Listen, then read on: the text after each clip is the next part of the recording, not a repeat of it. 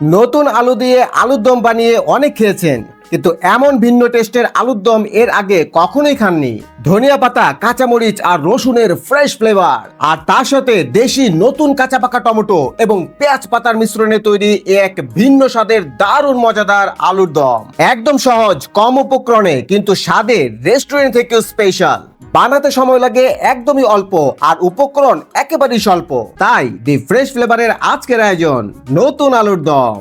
আসসালামু আলাইকুম, আমি মোহাম্মদ ফেরদৌস রহমান আছি আপনাদের সাথে, আর আপনারা আছেন দি ফ্রেশ ফ্লেভারে। Welcome to my channel. পর্দায় চলে এসেছে দেশি আলু। আহারে, এই শীতে আলুগুলোর কি বেহাল দশা, শরীরের চামড়া উঠে কি বেহাল অবস্থা। চিন্তা নেই, তোমাদের আজ বাংলা ওয়াশ দিয়ে এত সুন্দর মেকআপ করব যে দেখে কেউ চিনতেই পারবে না। পরিবারের সকল সদস্যের মাথা গুনে 1 কেজি পরিমাণ নিয়েছি এই রেসিপিটি বানানোর জন্য। আপনারা চাইলে কম বেশি করে নিতে পারেন। তাহলে চলুন আদা জল খেয়ে নেমে যাই এই মজার রেসিপিটি বানাতে। প্রথমেই পরিচয় করিয়ে দিচ্ছি মশলাপাতিদের সাথে, যাদের দ্বারা তৈরি হবে এই ইউনিক রেসিপিটি। পরিমাণ মতো ধনিয়া পাতা, 4-5 পিস কাঁচা লঙ্কা, 4 কোয়া রসুন, আর এদেরকে দিয়েই প্রথমে বানিয়ে নেব একটি চমৎকার মশলা। ব্লেন্ডার জার সেট করে ভালো করে ধুয়ে প্রথমেই দিলাম ধনিয়া পাতা, তারপর কাঁচা লঙ্কা। আপনারা যদি ঝাল খেতে বেশি পছন্দ করেন তাহলে এই কাঁচা লঙ্কার পরিমাণটা বাড়িয়ে দিতে পারেন। এই আলুর দম একটু বেশি ঝাল ঝাল হলেই খেতে দারুণ লাগবে। আমি এই মরিচগুলোকে একটু টুকরো করে দিলাম, এতে ব্লেন্ড করতে সুবিধা হবে। সবার শেষে রসুনের কোয়াগুলো ঢেলে খুব ভালো করে একটি পেস্ট তৈরি করে নেব। 1 থেকে 2 মিনিটেই তৈরি হয়ে গেল গার্লিক গ্রিন চিলি পেস্ট। ওহ, কালারটা কি দারুণ এসছে, একদম ন্যাচারাল কালার। আর তার সাথে যে স্মেলটা বের হয়েছে, মনে হচ্ছে যেন এখনই গরম ভাত ঢেলে চটকে 2 নলা মুখে পড়ে দেই।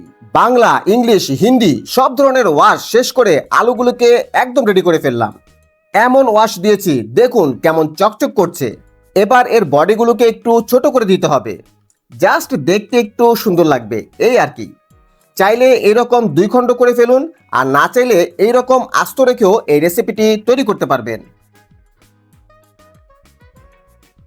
আমি 2 খণ্ড করে এভাবে সবগুলো আলুকে কেটে নিলাম। এবার চুলোতে প্যান বসিয়ে 2 চামচ পরিমাণ লবণ দিয়ে দিলাম। এতে এই রেসিপিতে পরবর্তীতে আর লবণ দেবার কোনো দরকার নেই।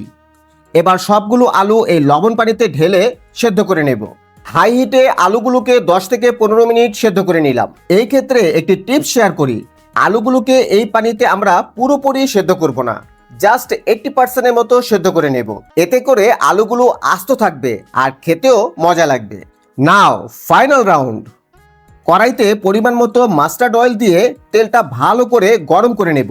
তেল গরম হয়ে গেলে ওই ধনিয়া লঙ্কার পেস্টটি ঢেলে দিয়ে তেলের সাথে ওয়েল মিক্সড করতে থাকবো।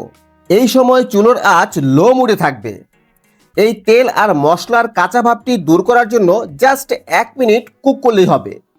এবার সেদ্ধ আলুর টুকরোগুলো ঢেলে দেব আর খুব ভালো করে মিশিয়ে নেব, জাস্ট 1 থেকে 2 মিনিটের মতো। আর এই 1 থেকে 2 মিনিটের মধ্যেই আলুগুলো 100% সেদ্ধ হয়ে যাবে।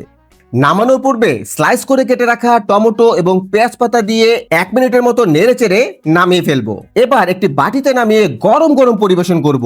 মজাদার, পুষ্টিকর, স্বাস্থ্যকর আর স্বাদে আর গন্ধে এই রেসিপি অতুলনীয়। গরম ভাত, রুটি, পরোটা কিংবা পোলাও সবকিছুর সাথে দারুণ ফিট এই মজাদার ভিন্ন স্বাদের আলুর দম। বাড়তি কোনো মশলা দেবার ঝামেলা ছাড়াই এই মজাদার রেসিপি একবার খেলে আপনি অবশ্যই বারবার বানিয়ে খাবেন। তাহলে কেমন লাগলো আমার এই আজকের রেসিপি কমেন্ট করে জানান। আর আমাকে আজকে প্রথম দেখে থাকলে আমার চ্যানেলটি সাবস্ক্রাইব করে পাশে থাকা বেল বাটনটি বাজিয়ে দিন। আর ফেসবুক পেজ থেকে দেখে থাকলে জাস্ট ফলো মি। সো বন্ধুরা, আজ বিদায় নিচ্ছি, দেখা হবে নতুন কোনো রেসিপি নিয়ে। ততক্ষণ পর্যন্ত ভালো থাকুন, সুস্থ থাকুন, নিরাপদে থাকুন, আর দি ফ্রেশ ফ্লেভারের সাথেই থাকুন। আল্লাহ হাফেজ।